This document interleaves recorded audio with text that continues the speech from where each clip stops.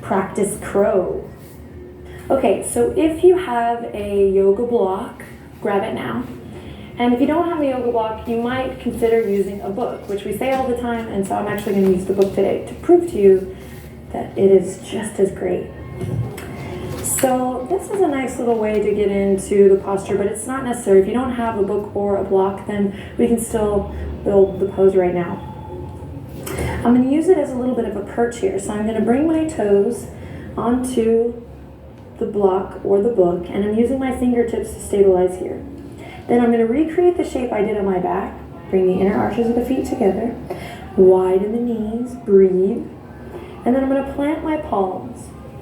Really spreading the fingertips. Finding that integrity here as I draw the shoulders away from the ears and draw the navel up towards the spine. Okay, so there's going to be a couple different stages to this posture, and we're going to approach them all with just a fun-loving attitude and no toxic thoughts, okay? Again, remember, we don't come to the mat to do yoga, but to practice, to have an experience. So I'm going to draw my navel up towards my spine, and then I'm going to walk a little bit forward on my perch, and then keeping the neck nice and long, I'm just going to see where the knees meet, okay? So I'm not lifting the toes up or anything, I'm just seeing where they meet. I'm finding integrity here, soft bend in the elbows. Most important thing is I'm going to keep this extension in the neck and send my gaze forward. Take a deep breath in here, and then exhale, come back onto your perch, relax. You can tent the palms here, come onto the fingertips. Take a deep breath in, and then exhale, here we go again, planting the palms. So shoulder width apart here. Lots of space between each finger. The integrity here in the palms is so important because I'm not collapsing into my bones, but like we've been doing in a lot of the foundations of yoga that are on the ground anyway, we're finding that upward current of energy, that hasta bandha, as we call it.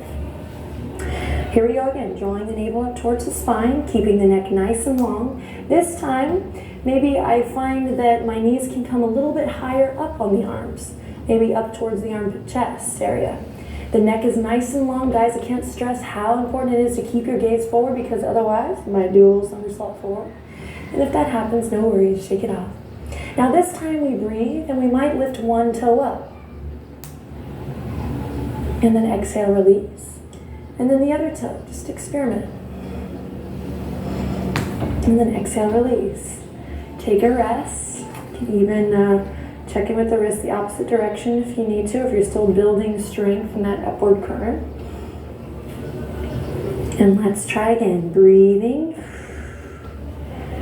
Finding that integrity as we draw the navel up, walking.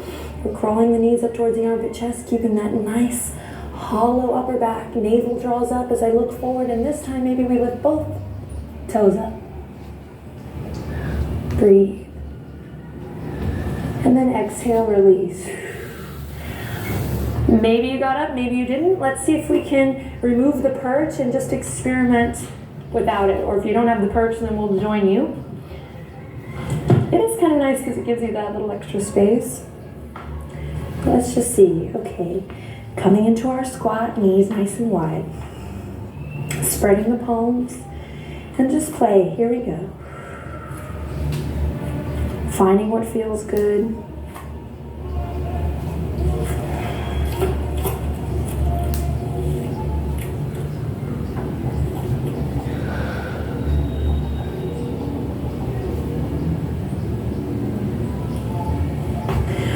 Okay, so don't hold your breath like me. Make sure that when you're kind of playing with that suspension there, that you're not suspending your breath. Okay, we want to keep the breath flowing.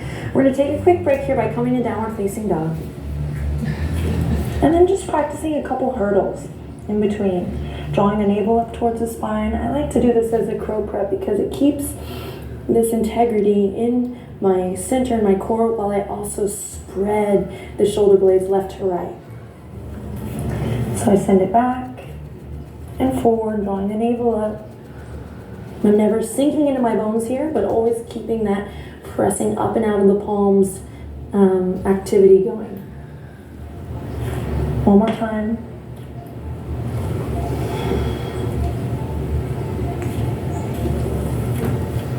And then we'll come back to the knees.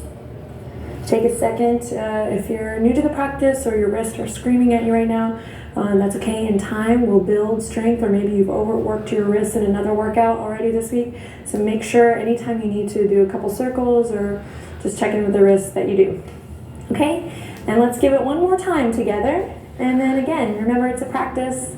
It's fun to check in with it each day, and I think you'll be really surprised how fast it evolves and changes and grows and informs you. So here we go. Either on your perch or starting in a squat. Spread the palms wide, press up and out first. Remember that sensation we just had in our hurdles, so I'm drawing the navel up, and from there, I'll head on in.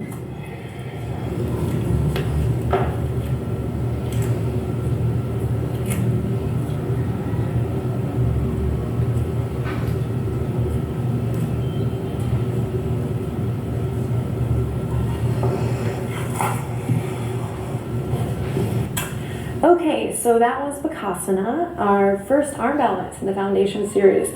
Full body strengthener. I feel like even more than just spouting off kind of the anatomical and physical benefits of this posture, I want to say that it's an opportunity to, again, throw yourself off balance and have a little fun. It is nice to, know where to put our bones, but just trust yourself. Have a little fun. Work with integrity. Don't forget about your center and this line from the crown of the head to the tip of the tailbone.